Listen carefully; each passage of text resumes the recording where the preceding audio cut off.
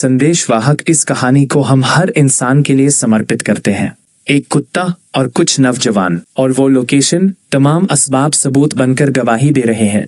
हाँ, हकीकत है। जैसे कुरान ने हजरत इब्राहिम, हजरत दाऊद, हजरत सुलेमान, हजरत ईसा, हजरत मूसा और दीगर ऐतिहासिक घटनाओं को वर्णन किया है, और आज भी वो मकामात, असरात और वही सामान उन्हीं लोकेशंस पर जिंदा सबूत बने हुए हैं। ठीक इसी प्रकार असहाबे कहफ की भी इतिहास सुनिए। कहा जाता है द सम्राट कियानोस, इंग्लिश में जिसे डेसियानुस नाम से जाना जाता है, ये बादशाह संभवतः उस समय के रोमन साम्राज्य का सम्राट था। बहुत अत्याचारी था। उसे पता चला कुछ नौजवान हैं जो भूत परस्ती नहीं करते और एक अल्लाह पर ईमान रखते हैं। उसने उन्हें संदेश भेजा, हाजिर हो। जब उसने अपनी रुतबा दिखाई तो कुरान ने उस मंजर को भी बयान किया। उन नौजवानों ने जवाब दिया, हमारा रब आसमानों और जमीन का रब है, हम उसके सिवा किसी और को माबूद नहीं पुकारेंगे।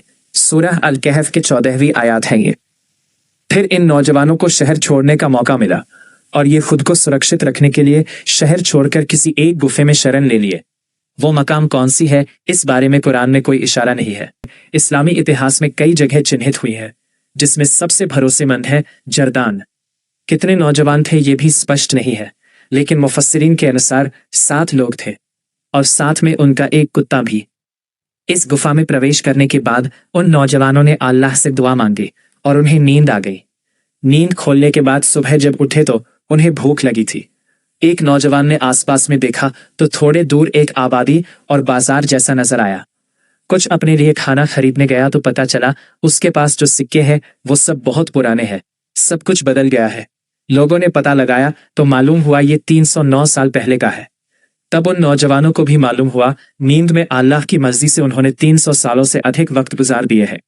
उसके बाद कुरान में जो वर्णन मिलता उसके अनुसार 18वीं सूरह में 21वीं नंबर आयत में वर्णित है, कुछ लोग कहेंगे उन पर एक इमारत बना दो, और जो लोग उनके मामले पर प्रभाव रखते थे उन्होंने कहा हम उन पर एक मस्जिद बनाएंगे। इससे पता चलता है ये लोग ज्यादा समय जीवित भी नहीं रहे होंगे। केवल अल्लाह रब्बे अजीम को इस कहानी से आम लोगों तक एक संदेश पहुंचाना था। असहाबे कहफ का ये वाकया हमें सिखाती है कि अल्लाह बहुत बड़ा है, जो चाहे जैसे चाहे कर सकता है। उसके कुदरत का खेल समझना इंसानी जहनियत से बहुत ऊपर है। वो चाहे किसी को जिंदा रख ले, कैसे भी रख ले, नींद में सोलाकर जिंदा रख ले, बिना खाए पिए 100 सालों तक जिंदा रख ले। ये सबूतें, ये भेद क्या कहना चाह रहे हैं, ईश्वर को हमें किस नजर से समझना चाहिए, ये भी हर इंसान के लिए संदेशवाहक इस कहानी को यही समाप्त करते हैं।